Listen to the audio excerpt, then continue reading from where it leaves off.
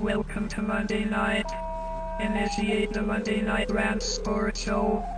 The show about sports news, insider fantasy info, entertainment, comedy and more. Number 682nd watch show on Monday night. Start the show in 3, 2, 1.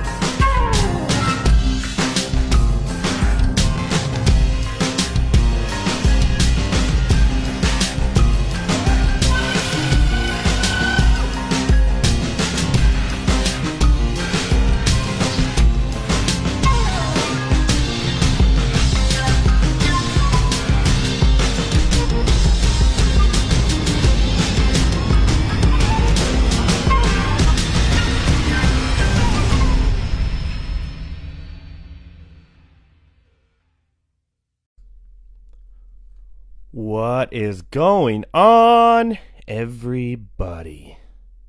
Welcome to Monday Night Rants.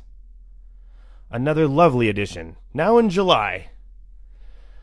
Man, it's like there's nothing to talk about today. Nothing happened in the last week. Nothing at all. I don't even know what to say. It's been so boring. It's not like there's been like some crazy soccer tournament where all the big teams are falling, or some guy I've never heard of went to the Lakers and everyone's like, woo, who is this guy? Never heard of him. I'm just kidding. It's LeBron time in Los Angeles. Yes, I did that. And I'll talk about that in a little bit. That's a little bit of my rant tonight. And quite the rant it's going to be, let me tell you. And why I hate it. Not because I'm salty. No, not sprinkling any salt on it. Only because I think it's a bad career move, because I like LeBron James. I really do. I think he's good for the sport. I think he's a good man. And I like him. I just think this is a bad career move. More on that in a bit. I want to talk about the World Cup. The mighty have fallen. Germany's gone. Spain is gone. Everyone's leaving. Everybody. Brazil now pretty much has it in their hands, right? Until Belgium pulled off a crazy comeback today. Japan stunned everyone, 2-0. It was nutso. And then Belgium just somehow turned on a switch I've never seen before, and boom, boom, boom. Bye-bye, Japan. Bye-bye. Belgium and Brazil is going to be epic. What many people thought would be the championship. And it's going to be not even in a quarterfinal, not even in a semifinal. I think they should redo the brackets there a little bit after they figure that out, because that kind of seems weird, right? On the right side of the bracket, you have like Croatia and Russia, which was a great win for Russia. And there's a little bit of Russian in me, so I'm okay with it. But on the right side, it's like whoever wins the right side of the bracket, congratulations, you get to play France, Belgium, or Brazil. It's pretty crazy. Like, they should rethink that a little bit, right? Just a tad. So we don't have all. I guess we still get. It gives them better games in the quarterfinals and the semifinals. On the left side of that bracket, it's going to be absolutely nuts. But in case you're wondering, I have Brazil edging out Belgium. Then I have Brazil edging up France, and then I have Brazil going against England. I think England has a little. Once they get past Colombia, I think they have a little easy path all the way there. But Croatia looks strong. Don't get me wrong. I just think Russia doesn't have that much left in the tank. Especially, they've probably been down about 4 bottles of vodka apiece by now. And now they got to go up against a Croatian side who has one of the best midfielders in all the world. So I like Croatia there. I like Swiss tomorrow. I like England tomorrow. I like England beating the Swiss, England beating Croatia, England going against Brazil. And I think Brazil wins the whole thing. Brazil wins the whole thing again. The team with the most trophies wins again. Man. It's almost like the NBA. Oh God, I don't even. I'm just gonna keep on talking about the World Cup because I know everyone wants me to talk about this because I've been talking about it on social media. And I'm just gonna keep on going about the World Cup and just dragging it on further, dragging it a little bit further, so you guys get more and more irritated with me. And after all, this is a show based on rants. Remember, so ease up on that. All right, so there you go. Brazil, I have going. Viva Brazil, or whatever they say there. Go Brazil. Although it would be nice if Russia, Croatia, or a team that has never won before would win. I always like the underdog story. I mean, I'm a Padres fan. So, there you have it. The NBA free agency is a circus. It's a bunch of clowns running around, smiling at people, making kids laugh. It's a circus. The salary caps are crazy. Luxury taxes are crazy. 1-year deals just to win championships. Players choosing a team just because he wants his kid to be better set for his career. LeBron. And just building super teams. So you have 3 or 4 super teams, and the rest of the NBA is left, scrambling. Just scrambling. None of these other teams have a chance against the Warriors or the Rockets or the Celtics next year. No, nobody. It's probably going to be Warriors, Celtics. Probably put money on that. If I were to put money on that now, I'd probably lose money. I'd probably 50 to lose 10. Because that's what the NBA has done to itself. And what it's going to do, it's going to hurt the NBA. Because now you have all these teams where already before the season even starts, know that their team has no chance. There goes your ticket sales. There goes your merch sales. Nobody wants to buy a jersey anymore because that player is going to leave the team in a year or two. It is absolutely bonkers. A circus. And don't get me wrong, I wasn't calling NBA players a bunch of clowns. I was making a point. I know, some of you will be like, oh, he called NBA player clowns. No, I'm making a point. It's like a circus. LeBron James chose to go to the Lakers. He knew he was going to the Lakers before the finals even started. You know why? Because his son got enrolled in a school in LA before that even started. Along with I think Gary Payton's son or some other famous NBA players' sons. They're going to make a dream team in high school pretty much that's going to win everything. So they're doing the same thing in high school they're doing in the NBA. But he's thinking his career after entertainment. He did the movie Trainwreck. He's thinking entertainment, he's thinking future, he's thinking his son's future. He's not thinking his basketball career. He's 33, going to be 34. That's really disappointing for NBA fans, for LeBron fans, who like him as a basketball player. This is a bad decision. It's going to ruin his, I wouldn't say career, it's going to ruin his legacy. This will ruin LeBron James' legacy. Let me break it down one more time so you can pull it out of this audio and play it later when I'm right. Let me pause. Going to the Lakers will ruin LeBron James' legacy. There, and you can cut it at the end. I said it. He's going to the West. He pretty much has the same team as the Cavs now. Rajon Rondo. Ooh, I'm so scared of him. JaVale McGee. He fought with the basket and the basket won in the finals. He can't catch a pass. Why is he a big deal? And Lance Stevenson, don't even get me started with that joker. They're creating the Cavs in a stronger conference. With LeBron James averages 27 points a game for his career. You think that extra 27 points is going to give the Lakers that much to be a top 4 seed? No! The Warriors. They just added Boogie Cousins tonight. Boogie on the Warriors. And he took a lower pay cut for 1 year, $5.3 million for 1 year just to win a championship and then get paid. Smart business decision, I'm not going to lie. And now the Warriors by far are the favorite to win the whole thing, and they probably will. You might as well just give them the trophy now. Just Warriors. Boom. Here you go. Boom. Right in your face. Celtics, maybe they win 2 in the finals. But that is it. It's ridiculous how far the NBA has come to this. And the Rockets, a better, deeper team than the Lakers with LeBron. Number 2 seed. Okay? Oklahoma City getting Paul George back. Everyone thought the Lakers would. By the way, what does it tell you about the Lakers? Even with LeBron, they still can't get these free agents to come over there. They can't get Paul George. They can't get Boogie Cousins. That tells you something. Like I said, it's LeBron. He's 33 going on 34. But Paul George to Oklahoma City. Oklahoma City has a better team than the Lakers. 3 seed. Utah, a strong young team from last year. Loaded.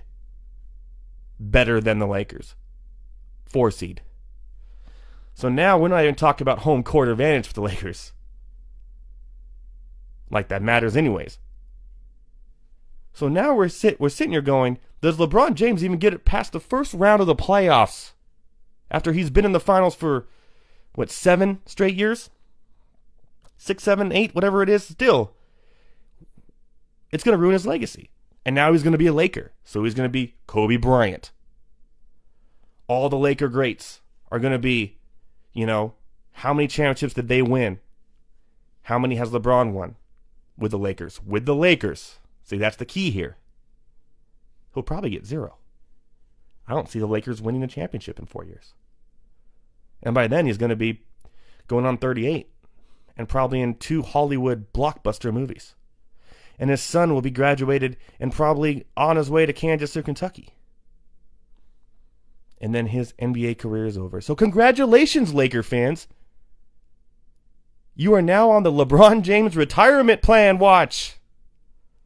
And by the way, don't give me this, LeBron James knows how to take young players under his wings and make them better. When has he ever done that? Take Kyrie Irving out of the situation. Name a young player that was on the Miami Heat team. Name a young player that was on the Cavs team or the previous Cavs team that ever flourished under LeBron James. Name one. Chat's open. Name one. You can't. Because constantly he needs the older players to come in and be role players for him. And these young players on the Lakers are not role players. And by the way, I'm not sold on Lorenzo Ball. I wasn't sold on him in UCLA. He's a good playmaker. He's a good at getting the ball to the open player. He'll get his assist. Maybe not anymore because he's not going to handle the ball as much. He can't score. Lorenzo Ball is not a scorer. I've never been high on him. They just got rid of Randall. Brandon Ingram, he has a wingspan, huge wingspan, but he had his moments and he's getting better. But these aren't the type of players that will flourish under LeBron James, because LeBron James is not going to show him anything except give me the ball because I'm going to do everything I can to make the finals. I'm sorry, everything he can now to make the playoffs. Yeah, I said it. Good luck, Lakers fans. Enjoy your LeBron James retirement party. I almost said farty. Party, because that's all it is. Enjoy. It's all it is a cash haul. My son is going to go to this high school, become a beast, and all it is my entertainment career and a business decision for him, not for the NBA. It's selfish. It's a selfish move, and it's bad for the Lakers. Enjoy. Let's see what other people have to say about this, because I can go on this all night. It's a terrible decision. Imagine if he went to Philly. Think about it. The team that Philly already has, with the same role players. J.J. Redick just re-signed. J.R. Smith, J.J. Redick, boom, same player. Except J.J. Redick knows how to shoot a basketball when there's 5 seconds left on the clock. You believe in the process. If he went to Philly, he'd probably challenge the Celtics and may make the finals again. Good basketball business decision. Going to the Lakers, good business decision, bad basketball decision. See? Selfishness. I think mentally he's kind of checking out a little bit. So as Crazy hyped as you are, Lakers fans, be wary of that and watch it happen. And by the way, another LeBron stat too. He's 33 years old. Last year was the first time in his career he played all 82 games at 33. He's never done it before. Do you think he's going to play 82 more games again at 34? No. His body can't do it. But it just can't. Retirement party in LA. What better way to go out than a 4-year retirement? I love it. Good job, LeBron. Good job, LeBron. Oh, all my buttons got moved. Yeah. Retirement. Happy retirement, LeBron James. Enjoy LA. All right, guys. As promised now, we're going to go on and move on to football. Fantasy football. If you haven't been listening, we've been talking for weeks now. We did quarterbacks. And we're not just giving you rankings of the quarterbacks or receivers or running backs if you haven't listened to the last 3 shows. We're giving you breakdowns with the sleepers, with the bust. And a few things I'm going to mention today, especially because we're talking about tight ends and we're going to defenses and kickers. A few things I'm going to mention today that will kind of help you out too as we go along here, because we've talked about so many players. So we'll get to that later, but I do want to bring in Anthony and Josh to talk about the LeBron James situation. I'm sure Anthony is going to have a little bit to say since he's a Warriors fan and now he has the super team, Avengers Assemble. And I'm sure he's going to be happy for his 4th championship he's going to get here. He's going to run out of fingers on that hand pretty soon. And we'll talk about that, and then we'll move into football. So we're going to bring in the guys to talk a little bit LeBron before we go into football. Here they are. Hold on.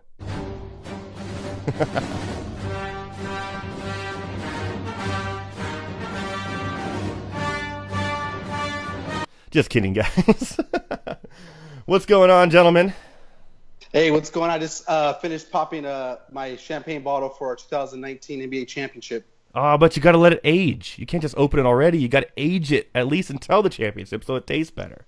I got it from Walmart for $5. So I don't think you're going to be able to age that. You're so cheap. All right. It's not going to work with that kind of stuff.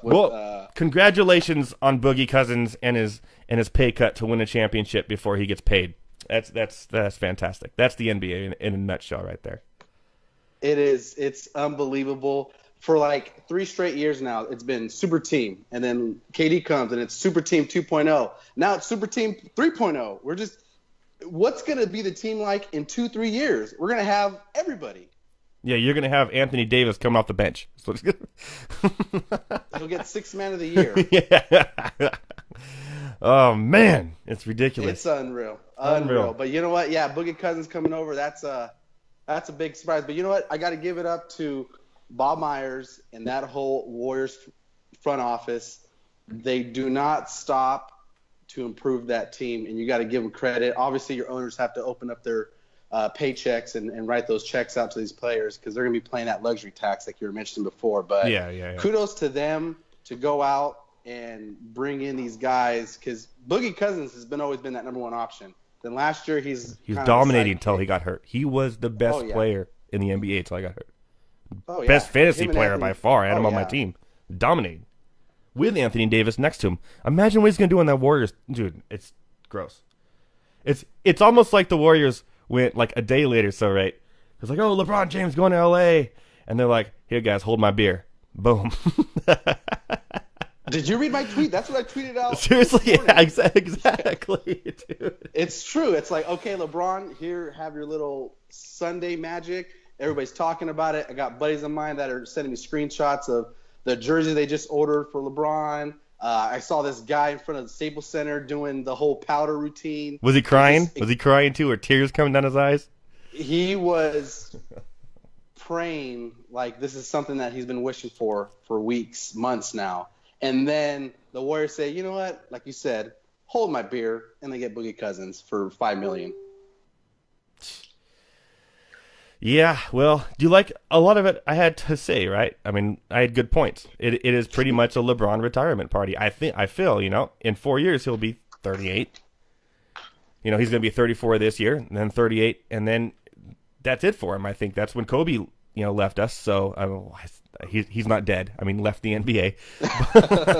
But I mean, doesn't that kind of feel like it in a way? Like with his son and all the news about his son going to that high school with the other NBA kids, making a dream team there, and his career and his acting career, and it just seems like he's making a business yet family decision for his retirement, but not for the NBA. Oh yeah, definitely. I think it's all the above. It's the market, like you said, the business decision, making him a brand. He was already a brand, but now he's going to be pretty much a basketball god on the West Coast. And, obviously now his family, his kids, his oldest one will be able to go to probably one of the most prestigious schools in the LA area, whichever he wants to go to, and make that super team in high school. He's already there, man. He's already committed. And now, exactly. So now, not only that, but I think a lot of people are missing out with the Lakers is, Magic Johnson and company, they've been waiting for this free agency class for years now. They've cut out bad contracts. They've signed, veterans on one-year deals. They've drafted a lot of young guys. So they could sign another max guy, and they're giving LeBron the key, saying, you know what, in Cleveland, you're the GM, you're the head coach. Here, we're doing the same. Do what you want. Tell us who you want. Who do you want to draft? And you can control your team and do whatever you want. Because if you look at the Cavs, they're strapped for cash. They signed J.R. Smith to a long-term deal a couple years ago. They have Tristan Thompson, probably one of the worst contracts in history. Yeah, it's pretty bad. And they're just stuck. They can't do anything. So I think LeBron kind of wanted to be that general once again. And now, he's going to be, struggling to make the playoffs with the Lakers this year. And hopefully it's not an automatic. I've read so many things today. People, I just shrug and go, oh my God, are you that stupid? Like one guy said, well, he did it with the Heat. Yeah, but the Heat had Dwayne Wade and Chris Bosh in their prime. The Lakers don't have Dwayne Wade and Chris Bosh. It's not going to just be that easy transition where he goes, boom, I'll win the finals again, especially in that division. And by the way, Magic Johnson's failing. Paul George went back to OKC. Chris Paul's back with Houston. Boogie Cousins just signed lower contract to win a championship with the Warriors. He's not doing a good job to put people around LeBron James. He's not. So I don't know what this is, but it's not a good decision. And LeBron James, it's not looking well. That's all I got. I mean, I don't know what else to say. Everybody's so excited about it, and it's just like I don't see any positives in it. Josh, you got anything on this? I'm just with you guys. Yeah, it's. I'm glad some people are, because everything all over Twitter and all over Facebook everywhere is everyone. Lakers are back. The Lakers. I saw people saying the Lakers-Celtics rivalry is back on. Oh yeah, I seen the picture. It's Kyrie and LeBron, and they photoshopped LeBron's Laker jersey on him. Like this is gonna bring it back. But you know what? You got to give it to him. LA's been waiting for something. Even the last few years of Kobe, they weren't really good. They weren't competitive, and they're searching. They're almost equivalent to the Yankees. They feel like they shouldn't struggle at any point. And when they do, that fan base is just like, we have to be on top. We have to. Mm-hmm. And then you give them LeBron, which, I think they're going to be good. They're going to be a lot better than they were. I think they won 37 games last year. So obviously they're going to, improve from that. But, I've seen a lot of stuff on social media, and they are ecstatic right now. But look at, even the Yankees last year, right? With that great year, they went young and in-house last year. Think about it. They went young and in-house, and it worked. And then they were able to add Stanton along with that. So I don't think it's going to work. I just don't think. I could be wrong. I could fall flat on my face, and they can make the finals next year somehow, some way. And whoa! Take it easy. Take it easy now. But if that happens. You know what? I should do like a Dodgers bet on that one. If the Lakers make the finals, I gotta do something besides an ass clown outfit. I'll tell you what. If the Lakers, and I'm a Clippers fan, this will hurt my heart. If the Lakers make the finals next year, I will buy a LeBron James Lakers jersey, a Lakers hat, and face paint my face half gold, half purple, and do a show. Put it on the board. Put it on the board. Boom. There. Only next year, though. I'm not saying the next 4 years. Because you never know what's going to happen after this year. But next year, if the Lakers make the finals, I will buy a LeBron James jersey, a Lakers hat, and face paint. Anthony will come over personally and face paint my face in as Picasso himself would do it. There you go. Right. There's like a 0.001% of that chance, so that's a real bold risk. No, dude, they're like third or fourth in Vegas odds to win a championship. So there you go. So Vegas likes it. Vegas doesn't understand family and business decisions, I guess. He did it with the Heat. Yeah, give me a Bosch and LeBron and Dwayne Wade on that Lakers team right now. Nope. All right, I know it's a fantasy football time, but before we do fantasy football, before we do it, I want to tell you guys a little bit about the Fantasy Alarm Draft Guide. Yes. Guys, it's that time. It's coming. Preseason starts just weeks away, and fantasy drafts are right around the corner. If not today, I've already done a lot. And you know what I'm doing? I'm using the Fantasy Alarm Fantasy Football Draft Guide. You know why? Because it's the best in the business. Number one, that's right. Why? Because it has everything you need. The rankings, the articles, the strategies, how to win your league, whatever league you play. Everything you need right there at your fingertips. And guess what? I'm going to give it to you for half off right now. So you can go on there at fantasyalarm.com/draft now. Get 50% off instantly right now. Dominate your drafts and show everyone who's boss. Your boss. Make them your biatch. That's right. At fantasyalarm.com/draft now. 50% off. Get the boldest predictions, dominating strategy, and the most accurate player rankings because we use our head and not just numbers. fantasyalarm.com/draft now. Promo code champion. Boom. Oh man, this music just gets me going though every time. That's why I dance to it a little bit. Yeah. All right, so like I said earlier, we've been talking quarterbacks. We talked running backs. Sonny Michel's gonna dominate Jay Ajayi. Dominate him. Right, Anthony?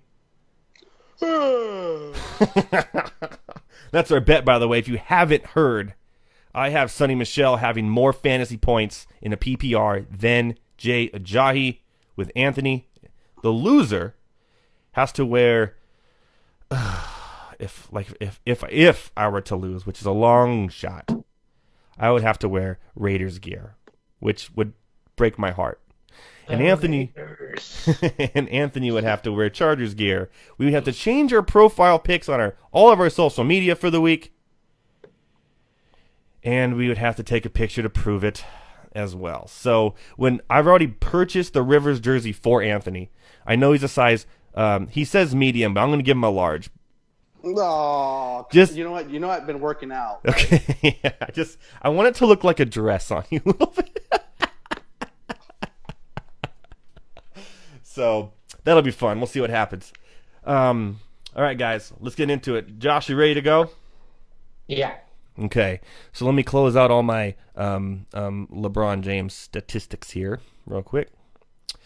All right, we'll go right into tight ends. Tight ends is a very interesting position in fantasy football because A, you have to have it. It's everywhere, and it's almost like the catcher position in baseball. There's very few top-end A-plus guys and a long drop before you get to, I think it almost passes B and goes to C, just like it does in catcher, where you could be struggling playing the waiver wire each week to try to find that guy if you don't get the good guys. But then again, do you really want to waste the second or third round pick on a Gronkowski or a Kelsey? And I'll tell you why I'm not on Kelsey this year, and why if you believe what I do, then you shouldn't be on him either. And that's how you should think when you play fantasy football, because that's how you win. Is you got to think the same way about the quarterbacks, the running backs, and especially quarterbacks, receivers, and tight ends. They all go. If you don't believe in a quarterback, then you shouldn't believe in the receivers and the tight ends. I don't like Patrick Mahomes. I don't hate the guy. I just don't like him as a football player. I don't think he's that great. I think he's overrated. He hasn't shown me anything. More on that. Listen 2 weeks ago when I just went off on him. But, so why would I like Travis Kelce? See? That's how you got to think in football. Fantasy football. That's how you win. If you don't like a quarterback, you shouldn't like the receiver or be as high on him. Now, if he drops and he's still there, if Kelce's still there in the 6th, 7th round, I'm probably going to pick him up. But I'm saying in the 3rd or 4th round, I don't believe in Mahomes. I don't get in the tight end. So, with that, we're going to go into our top 3 tight ends first from each of us and walk into why we think they're top 3, top 1, 2, and 3, and where to go from there. I mean, tight end's pretty straightforward. So, Anthony, let's go with you first. What are your options here at tight end? Who do you have number 1, 2, and 3? So, obviously, I think it's a no-brainer. Anytime this guy's healthy, he's dominating that tight end position. So, I'm going Rob Gronkowski, number 1. He's probably the only tight end that's going to flirt with double-digit touchdowns each year. So, that's a no-brainer for me. Behind him, I got Zach Ertz. Ertz has just been tearing it up the last 3 years, averaging 75 receptions, over 830 yards each year. So that's a lock, especially with Wentz back there throwing him the ball. My surprise that are making the top 3, Greg Olsen. Woo! Woo! Wow. I did it just for you. I feel like every time we do a position rankings, you always have to wow me on one of my picks. Yeah, well, I get wowed as well. So it's No, the reason why I have Greg Olsen there ahead of guys like Travis Kelce, Evan Ingram, Kyle Rudolph.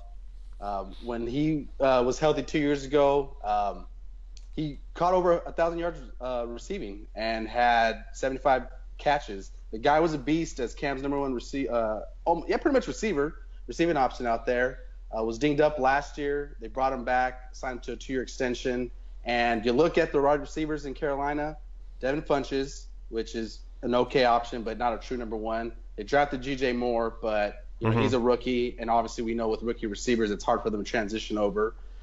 So right now it's Greg Olsen, and I feel like they're going to force feed him this year like crazy. So I could definitely see him finishing the top 5. Here I have him number 3 just because I love his potential, and his ADP right now is phenomenal. You can get him in the 6th, 7th round. Crazy. And it's great value on him. I like it. If you haven't had your draft yet, but you're having it pretty soon, snatch him up where he's at because he's going to keep moving up the charts as we get closer to. And you could personally thank Anthony with that too. Just go shake his hand, right? Because his address is 6 foot. I was kidding. Yeah, send me a 12-pack when you win your league with Greg Olsen, and then that's all I need. I like it. Josh, who's your top 3? I'm with him with the Gronkowski, the Ertz, but I got actually Delaney Walker at number 3. Ooh, another one. Wow. No Mahomes believers here. I love it. Why Delaney Walker? Why do you have Delaney Walker? The guy produces every year. Him and Mariota have a great connection, and he's just like a wide receiver. He's just a touchdown beast. Yeah, good. And he goes for those deep, long plays, unlike any other tight end. That's it. I like Delaney Walker as well. He's actually my 5. My 5. But I have first of all, I'll go 3 to 1. 3. I think Anthony, you and I used the same paste on our kindergarten project because I also have Greg Olsen at my number 3. For a lot of the same reasons that you said, I think he's going to be force-fed this year. When he was healthy last year, he was force-fed, and I like him over Kelce. I do not believe in Mahomes.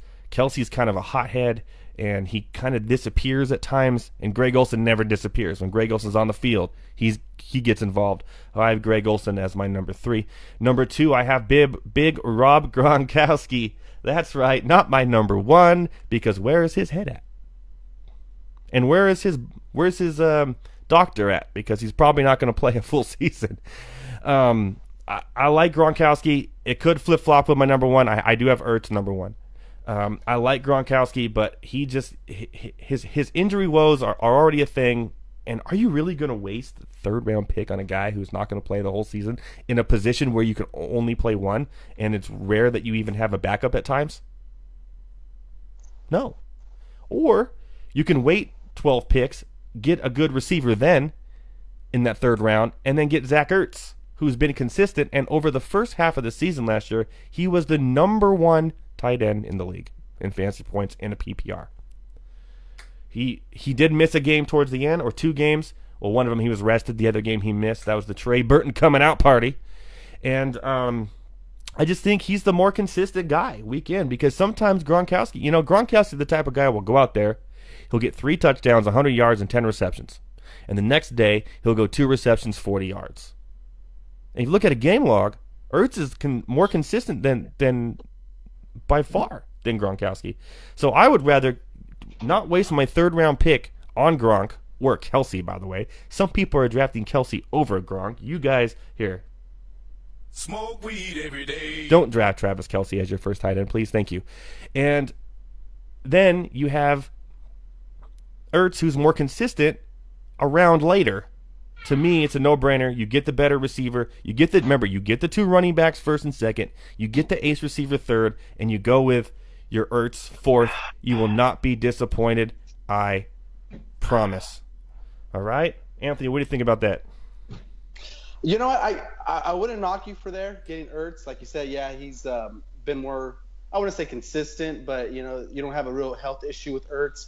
But like you said, when Gronk is out there and he's running on full cylinders, the guy could win you weeks. And I think, is there a little more risk because of his history? Yeah, but I think he's 3 of the last 4 years he's played 13 or more games.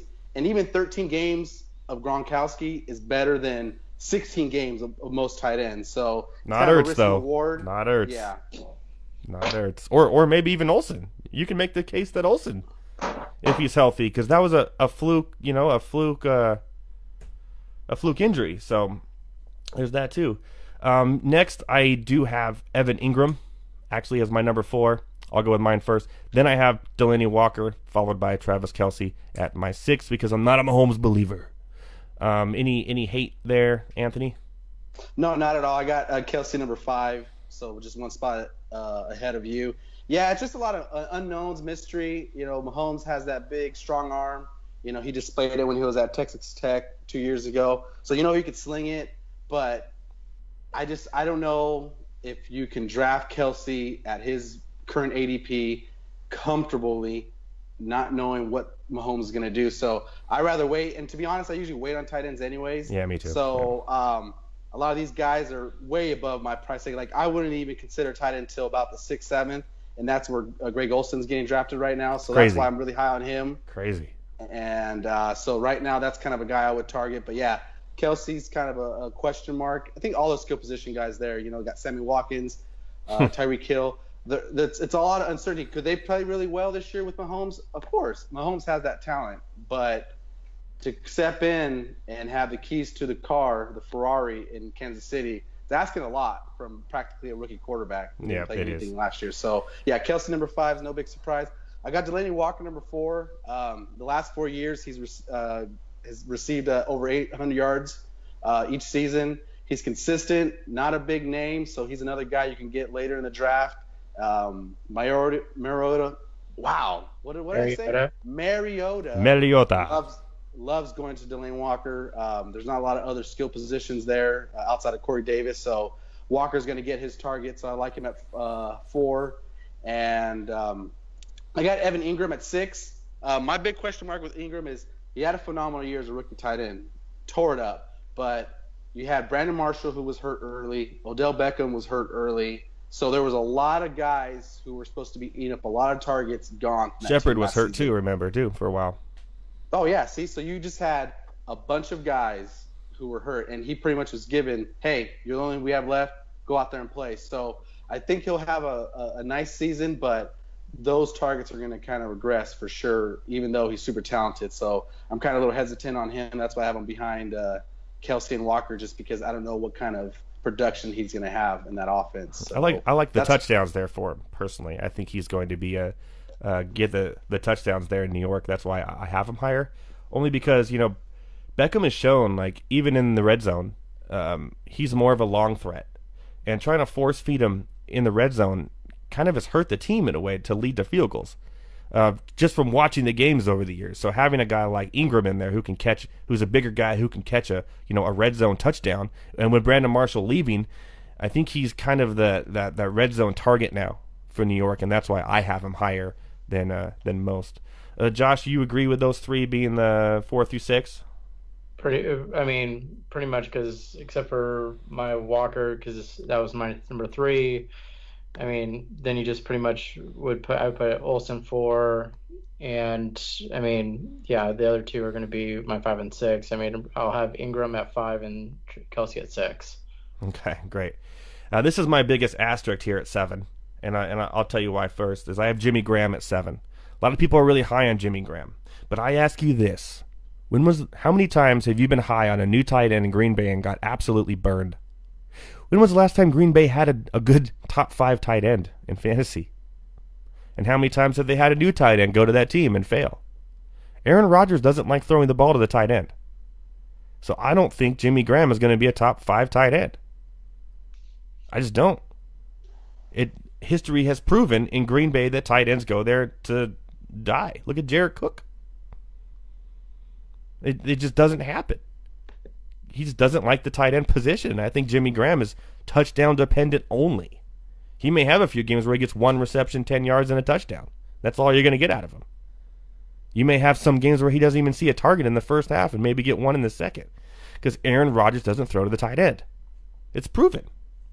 So I have him high only because of the name, I'll be honest. But I have an asterisk, and I'm kind of staying away from him. He's not even on my draft sheet. So I have Jimmy Graham 7. Love my 8th is Kyle Rudolph. Matter of fact, I would take Kyle Rudolph over Jimmy Graham personally, but Jimmy Graham has a better talent. And if Aaron Rodgers, something clicks where he goes, oh, I have Jimmy Graham on my team, maybe I should throw him the ball, he could end up being a top 5 tight end. But Kyle Rudolph is a touchdown monster, and especially with Kirk Cousins on that team now, I just think Kyle Rudolph is high. And then 9 is kind of maybe a surprise, but I have Trey Burton for Chicago there. So I got Jimmy Graham, Kyle Rudolph, and Trey Burton. I love Trey Burton. He has the skills. He's kind of handcuffed behind Zach Ertz, but like I said, he had his coming out party. The guy can ball. And Trubisky is going to be looking for that safety valve, and Trey Burton's just that. And Allen Robinson is going to go downfield and leave some space open for him in between, and Trey Burton's going to be like, whoop, give me the ball, and let's go. I like Trey Burton as my number 9. What do you guys think of those 3, or what do you guys have different? Yeah, I completely agree on the Jimmy Graham. You look at his numbers last year with Seattle. He was, I think, the number 3, number 4 tight end in PPR, but he caught 10 touchdowns in 57 receptions. Yeah, that is unreal. Mm-hmm. And like you said, he had a lot of games where he salvaged his weeks because of those touchdown games. And when you're touchdown dependent at that position, outside of Gronk, because he's going to get those targets, it's tough for you to survive each week. And like you said, Green Bay, for whatever reason, has just been the graveyard for tight ends coming in. Martellus Bennett, like you said, Jared Cook. You have these guys who, hey, you know what? They're going to have a breakout because they're with Aaron Rodgers. And you draft them high and you get burned. So that's not going to happen to me this year. I'm kind of staying away from Graham just because it's a weird situation to be in Green Bay. You would think having an elite quarterback like Rodgers would propel you to that next level, and it just doesn't. So I'm agreeing there on the Graham. I love Kyle Rudolph this year. Upgrade at quarterback. That offense is just going to be phenomenal this year. Yeah. They have so many weapons all over the place, and I feel like a guy like Kirk Cousins, we've seen him with less talent, a lot less talent in Washington, tear it up. So this year with him and Diggs and Thielen and Dalvin Cook, hopefully for a full year, they're going to be scoring like crazy. So Kyle Rudolph is going to be definitely a big part of those plans. And who I'm at 9, when I looked at my list after I made it, I was kind of a little hesitant to let you know, but I feel like if he's healthy, big if, okay, but Jordan Reed is a guy who could be that sleeper for you. Give you those 3 weeks of goodness. The 3 weeks of just phenomenal, tight end play. Alex Smith loves his tight ends. Obviously, we've seen that with the production he had with Travis Kelce in Kansas City. So Alex Smith loves going to his tight end. So as long as Jordan Reed, big what if he's healthy, he can have a top 5 season for sure. And where he's being drafted right now, late in drafts, obviously I won't have him as my starter, but if I see him in that 9, 10, 11 round range, that's a nice little backup, especially when you're in some of these leagues where you have a full flex, wide receiver, running back, and tight end. He can save you, especially if he's healthy. So I'm kind of keeping an eye on him where he's being drafted. And that's my next 3 there. Yeah, if you draft Jordan Reed, you must 100% draft a backup. And, it may not be Vernon. You don't have to draft Vernon Davis just because you have Reed there, but you must draft like a Benjamin Watson or a Ricky Seals-Jones or just somebody that's a good backup that could come out and produce, because, yeah, he's going to have his weeks where he's, a top 5 tight end that week, but he's also going to have his injury woes because he hasn't played a full season 6 years? Ever? Yeah. Ever? So, I'm not going to fault you there if he's still there, and you just feel I get the Alex Smith thing. He does like tight ends, but I'm just not going to waste a draft pick on it. It's just that's how much he's hurt me or seen him just fall off the face of the earth with injuries. I just don't want to waste my draft pick when I can get a Trey Burton there or a George Kittle. I'll even take Austin Seferian-Jenkins over him there personally. But some people like to roll the dice because he is top 5 quality.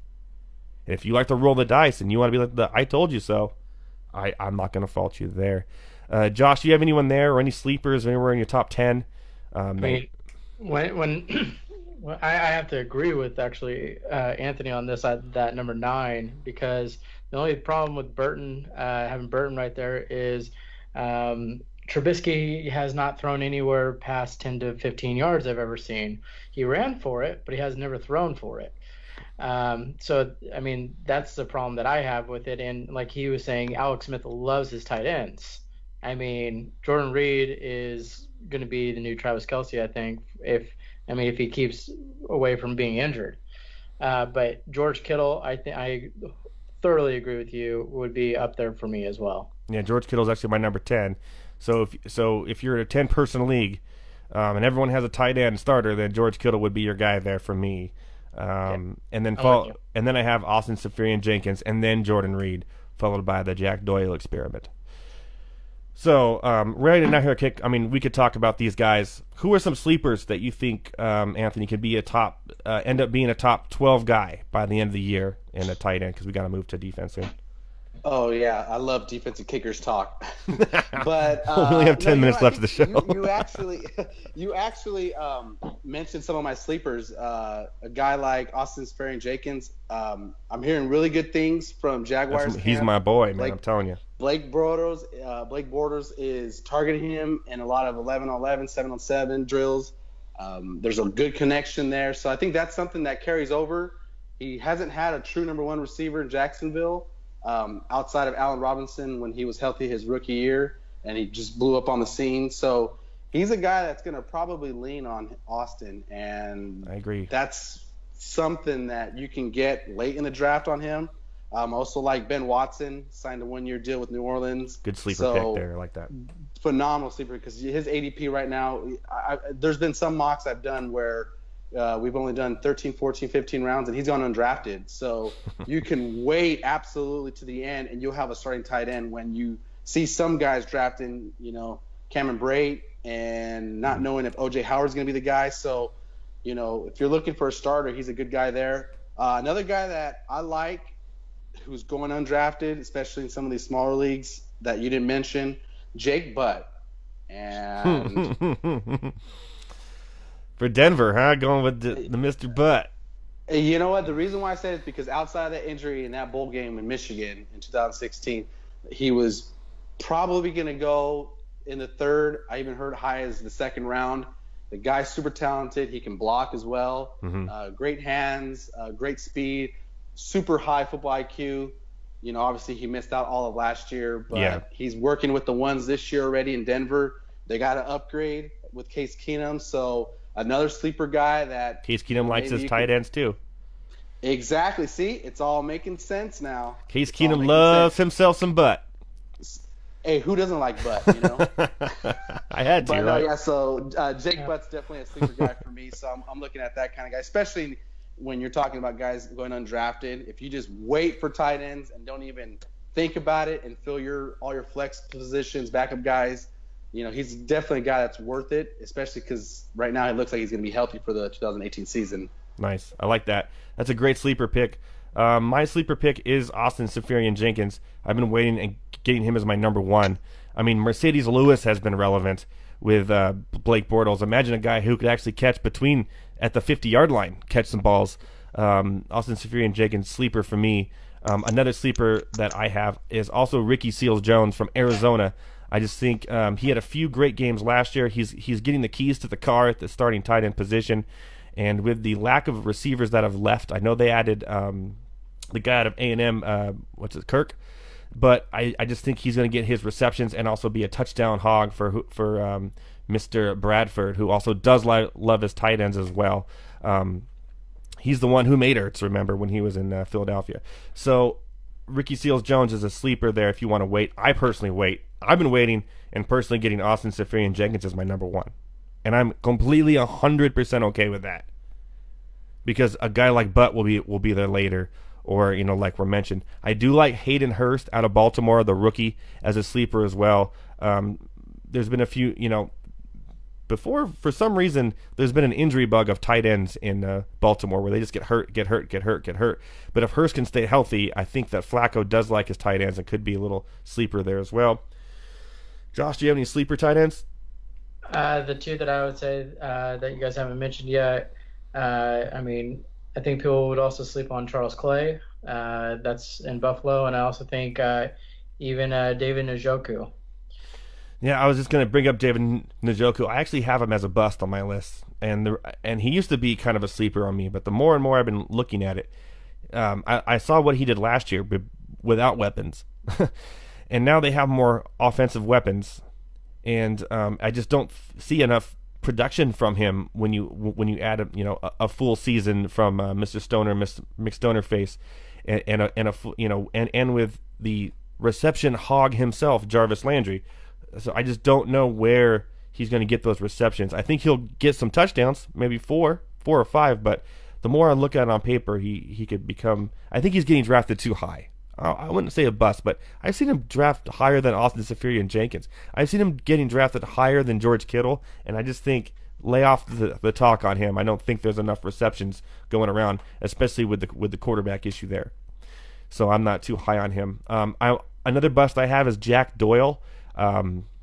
He was strong towards the end of last year. He started out the season just miserable, but with the addition of Ebron and with potential of having the actual quarterback that they want, Luck, actually playing the whole season, I think that kind of lowers his value a little bit because Luck does like to go down the field to T.Y. Hilton, and I just don't like him, especially with Ebron now added. I just feel like Ebron is going to eat up some of those, and where he's being drafted, I think he could be a bust. Stay away from Tyler Eifert. He has the Jordan Reed flu.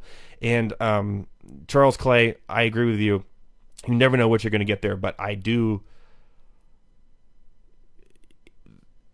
That's all I have there in Buffalo, so he's going to get some receptions there, so it could be a potential sleeper. All right, defenses. We'll go real quick, and then we'll do a quick little rundown with kickers, and then we'll call it a day. Kickers.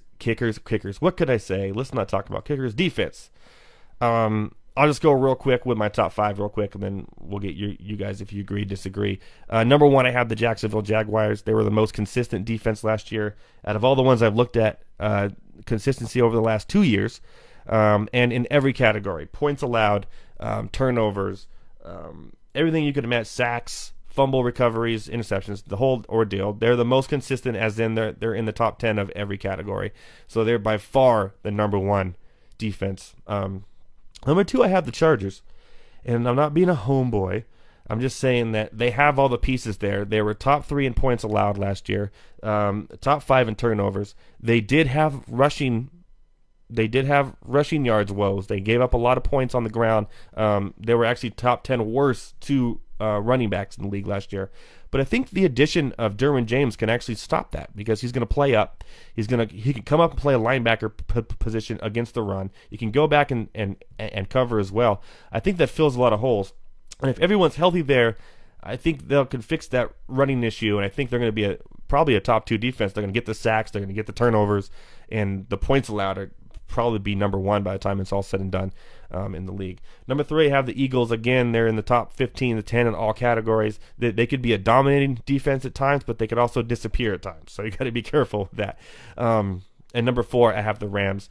Pretty much, I think everyone has those 4. And 5 Vikings. I'll go 5 Vikings, too. They're also in the top 15 in all categories. And number 1 in actually points allowed last year, too. So I have the Vikings there as my top 5. Do you guys agree with those top 5? Have some higher, lower? Some I haven't said. Who do you guys got? No, I kind of agree with you on that top 5. I got the Texans in there. When you have J.J. Watt and Javon Clowney, that's probably all I need when it comes to defense. The sacks are going to be there. The forced fumbles are going to be there. So I got them at 5, but the Vikings at 6. Jaguars, their defense is phenomenal. They return everybody. They went and drafted defense again in this draft. They got Tavion Bryan from Florida, who I love. I wish the Raiders would have drafted him. But he's a phenomenal nose tackle. He has a nose for the ball. Really smart player at number 1 for the Jaguars. The Eagles, got him at number 2. Pass rushers galore. That defensive line is unreal. Phenomenal. Yeah. If there was a super team when it comes to defensive linemen, like in basketball, they would have the super team in defensive line. You know, they got Bennett, they got Barnett, Brandon Graham, Long's coming back. They just signed Nagata from the Ravens. Fletcher Cox. Huge pickup, by the way, Nagata. Huge. Oh, yeah, huge for 1 year. So I think they're getting that fever. They got a lot of these veterans picking up for 1-year deals, wanting to win that, Super Bowl. So they're getting a lot of good talent coming in. Fletcher Cox is perennial All-Pro on the line. So they just got talent galore on that defense. They're just going to be phenomenal once again. Chargers, I feel like every time we do a position rankings, I'm always praising the Chargers. Their team's good, man. That's why I picked them. That's why I picked them to go to the Super Bowl, my friend. I know. But yeah, they're phenomenal. Pass rushers galore. Bosa's in there. Ingram. Love myself some Ingram. And Ingram never gets enough credit. I wish we could talk a little more about their defense. No, what did I say? I wish? Never mind. Okay. But like you said, Derwin James hurts me because the Raiders had a chance to draft him. They passed him up, and Derwin James is he's an old school safety. He plays up at the line. He's an added run stopper for you, and he's physical. He's big, so he's going to help out that defense on the run game. And I got the Rams there. When you have Aaron Donald, that's all you really need in a defense. But they have so many other talent on that defense. So when you're looking at defense, I played a couple teams last year where you had the Rams who scored a lot of touchdowns on defense, and they were scoring 15, 20, 25 points a week for you. Yeah. And so this is it's an important position because if you're able to get that kind of defense, there's times where when you're struggling on your other positions, they could help you win a week. So these top 5 defenses, if there's ever a year where I don't draft defense second to the last round, this is a really good year where you can get one of these defenses earlier. I agree with you this year. So I hate to say it, but I'll probably be targeting defense higher. I might even get a defense before I get a tight end. What? This year. I know. Wow. That's crazy. Yeah. So that's my top 5, type 6 there for defense. The only other one, Baltimore too. They led the league in turnovers. It seems like every year, but they also give up a lot of yards. So, but Baltimore is there as well. I also have Houston, and then you got your Denver and your Patriots. And after that, if you don't have a defense, you're streaming every week. So, if you don't know what streaming is, we'll talk about that at a later show. But Josh, you agree with those top 10 type of defenses? Is there anyone that you think could be a sleeper, could sneak in there, or what do you think? You can't ever count out the Carolina Panthers. That's one of those that I would say that would probably sneak into that top 10 as well. And the Patriots would be, you'd have no idea what's coming in, so I don't think they would be the top 10. But I thoroughly agree with the other ones. Even Denver, I think, every year plays at a top level as well. So I think they would probably sneak into my top 10. Okay. Oh, yeah. And they added Pelly Chubb. They got the Chubb man. So yeah, and if you are stuck, the last person to get a defense, my sleeper defense, who I think can sneak into the top 10, is the Tennessee Titans. I actually have them at number 11. So, and they're getting drafted way down the list. So if you're stuck there, you said, man, I need a good defense that could be a good starting defense. Go with the Tennessee Titans. I think their defense, they proved in the playoffs last year that they could contain and sack and get the huge turnovers when they need them. And they really didn't give up a lot of points last year. They're pretty strong. So. good group of guys there, and I streamed them a lot last year. I had like three leagues where all I did was stream defenses, and it seems like every week when I would do my numbers, like Tennessee was like the number one there to stream, and they would get me my 10 points I needed from that defense position when you're streaming. Defenses to stay away from: the New York Jets, the Indianapolis Colts, the Miami Dolphins, the Cleveland Browns, and the Oakland Raiders. Say no. Oh, Say no to drugs. Say no, because if you draft one of those defenses, you are. Smoke weed every day. Yeah, that's right. Say no to drugs. All right, let's move on to the kickers. Was that a public service announcement? Right Yeah, there? I guess so. Yeah. Man, even for the kids. This show's for the kids. It's for the kids. We do everything here. We even tell kids to stay off drugs, even though that said smoke weed every day. But whatever. We're gonna run through this in about 3 minutes or less because there's no reason to do anything longer than that on kickers. Listen, you want the kickers on the teams. There's two strategies here real quick. One is the teams that score a lot of points have the best kickers. Not necessarily true, because if a team scores touchdowns the whole time, you only get 1 point per touchdown. And if you have a team like the Pittsburgh Steelers, who for some reason Tomlin likes to go for 2 because he thinks he's Oregon, then that kind of ruins that as well. So, the Boswells of the world. You want the kicker where the team actually struggles to get in the end zone, a la Baltimore, or a la, Greg Zerloin's a bad example because that team has scored so many points. But, Atlanta struggled to get in the end zone a lot last year, and that made Matt Bryant. Man, how old is Matt Bryant? Jesus. His 40s. Good God. That's crazy. But that made him more valuable, and you still got Adam Vinatieri kicking as well in the Senior Bowl.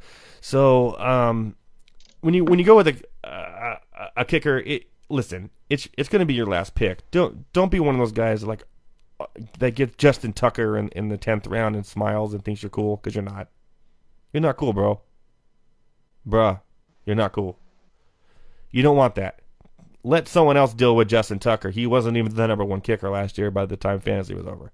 And by the way, a kicker has not repeated as a number one kicker in the last 10 years.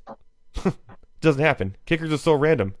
For example, 2 years ago, you know who had the third most attempts kicking in the league and was a top 5 kicker for the Philadelphia Eagles?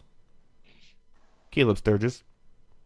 That's right. Oh, here we go. Now, Caleb Sturgis got hurt last year, and Jake Elliott took over, and guess who's the number one kicker now for a team who, like I said, is going to score a lot of points and is explosive? The Chargers. And Caleb Sturgis here is going as low as this, or as high as the 17th kicker off the board. People are picking up Daniel Carlson, who's never kicked a field goal in his life for Minnesota, over him. You want the kickers or the teams that score a lot of points, period. And you're probably going to drop and pick up like 3 kickers through the year. So my advice to you, don't be the idiot that takes Justin Tucker in the 10th. Get a guy like Sturgis or a Josh Lambo or even Sebastian Janikowski this year could be valuable for Seattle, a team that will get the ball downfield but will have trouble scoring touchdowns. Boom. Sebastian Janikowski. Pick him. Too soon. Wow. Too soon. I'm just saying, that's what I look at kickers. So I don't even have Justin Tucker as my number one kicker like everyone does. Yeah, he's the most talented kicker, but I'd rather have Zerloin, Jake Elliott, or Will Lutz over him, because those teams are going to score more points. So I actually have Zerloin, Elliott, and Lutz in that order as my top 3. And you could probably get most of those guys towards the end of your draft. Well, other people waste their picks on the Matt Bryants, the Gostkowskis, and the Tuckers. And that's how I deal with kickers. So that's my philosophy anyways. Do you guys agree with those top 3? I'm sure you don't.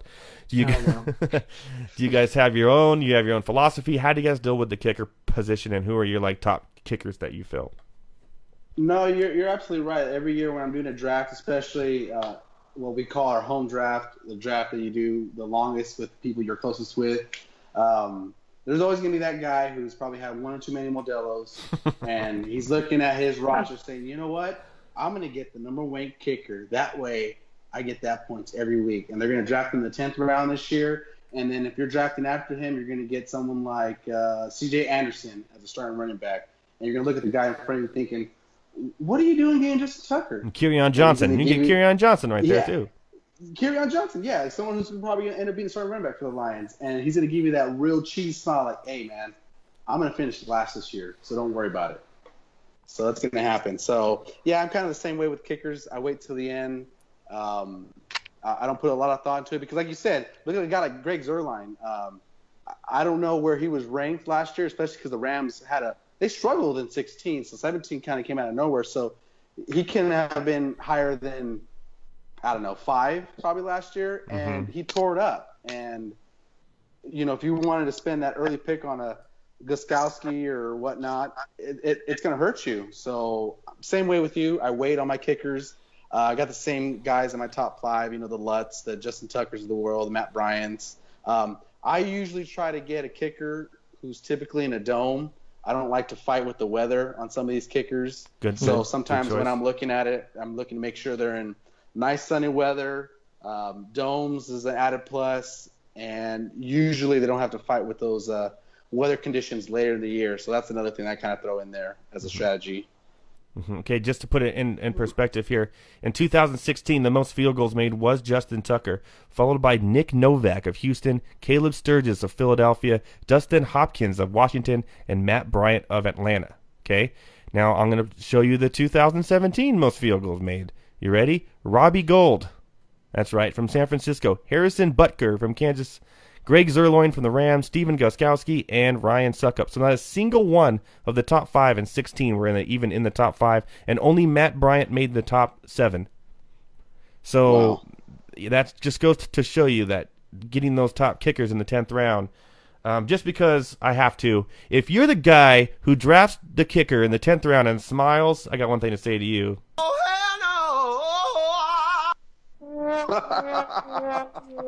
Don't do it, because it's the most inconsistent position in fantasy football. Like I just shared right now, it's never happened where the same kicker has been the number 1 the same year. So just save your, especially if you're in an auction league, man, save your money. Get the Sturgis. If you're in an auction league, then Sturgis is like the best play you could possibly make.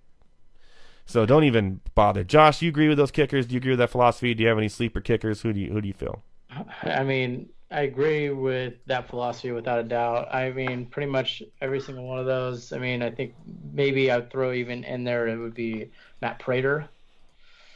The guy just comes out, doesn't matter, what he has had or drinks or not. He will kick that ball 50-plus yards and still make it. Yeah, drunk or not, he'll produce. Okay, so there you go, guys. That's pretty much all we can say on kickers. If you have any questions, feel free to reach out on us.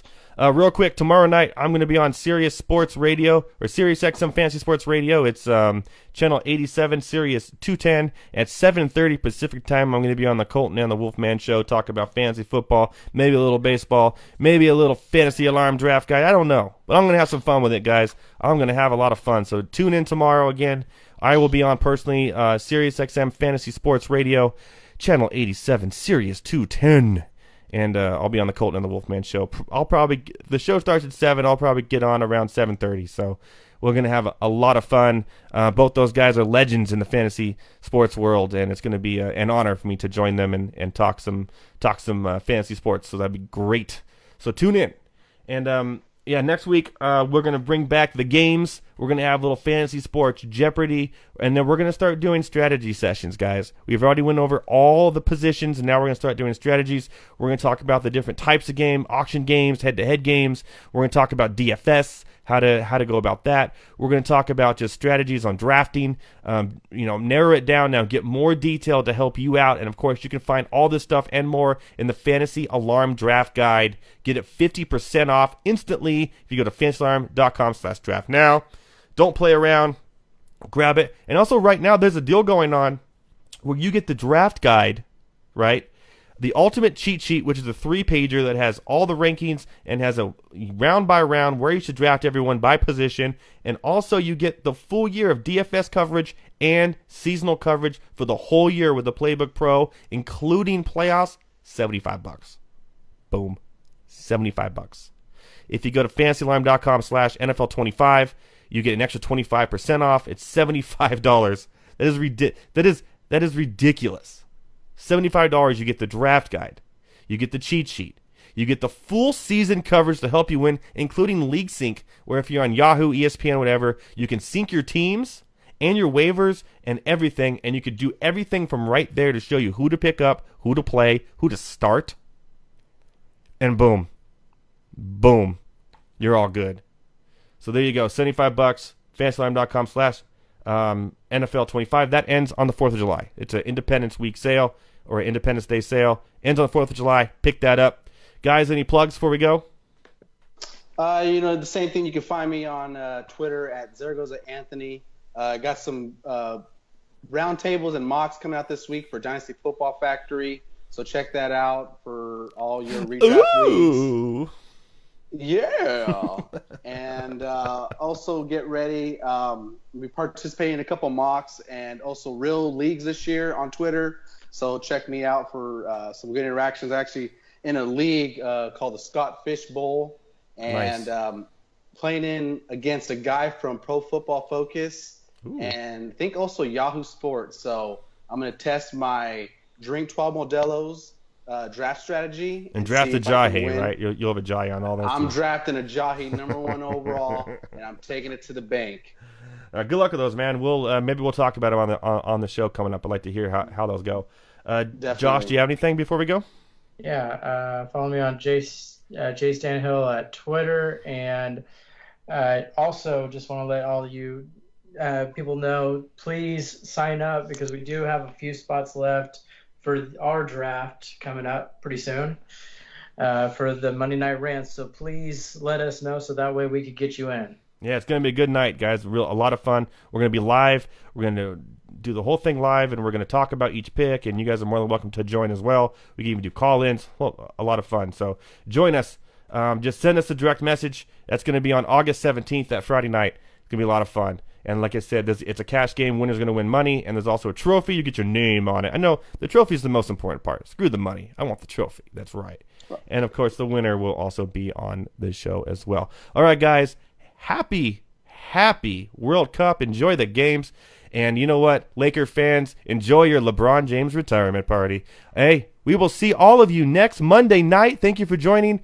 And remember to catch me tomorrow night on Sirius XM, Channel 87, Sirius 210, 7:30 Pacific. I will be on with Colton and the Wolfman. Enjoy your week, everyone. Peace.